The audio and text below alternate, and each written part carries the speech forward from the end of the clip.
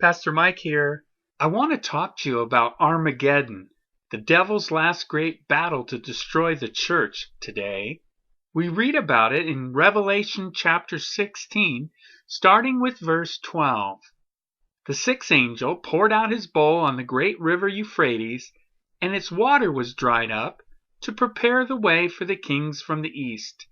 And I saw, coming out of the mouth of the dragon, and out of the mouth of the beast, and out of the mouth of the false prophet, 3 unclean spirits like frogs.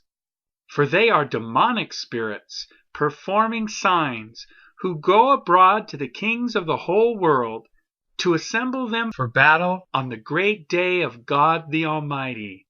Behold, I am coming like a thief.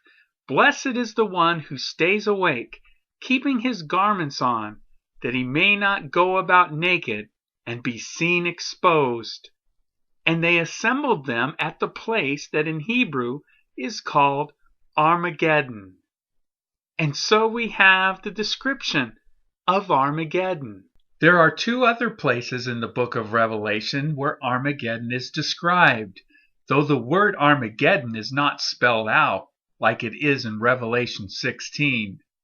The first place is in Revelation chapter 9, verses 13 through 19, where frightful demonic entities that participate in the Battle of Armageddon are mentioned. The second place where Armageddon is described is in Revelation chapter 20, verses 7 through 10, where the devil himself is released from his prison to deceive the nations, all peoples of the earth, into gathering against Christ's church to destroy her. Ultimately, the devil is thrown into the lake of fire to be tormented day and night forever and ever. Which brings us back to Revelation chapter 16, where we have the only place that the word Armageddon spelled out is used. And it's a symbol here. Armageddon is being used symbolically in Revelation chapter 16, verse 16.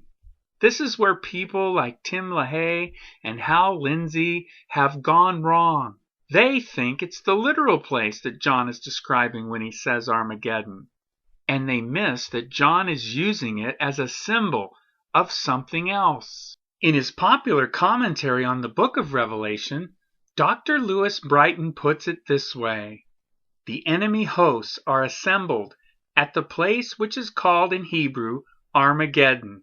While Armageddon, from the Hebrew for mountain of Megiddo, is a geographical place name, John lifts it out of any particular historical context and uses it as a symbol for this last battle before the end. The natural environment surrounding Megiddo offered springs and supplies of fresh water, as well as forage and spatial expanse, so that armies could sustain themselves and be deployed easily. Thus it was one of the few suitable places in ancient Israel where vast armies could assemble for battle. Dr. Brighton goes on, the mountain of Megiddo had been the place of the battles of the Israelites under Barak and Deborah with the hosts of Sisera, and the warfare between the Israelites and the Egyptians, in which King Josiah was killed. It was also at Megiddo that Ahaziah, king of Judah, died after having been mortally wounded in a battle with Jehu, and where Joram, king of Israel, was killed.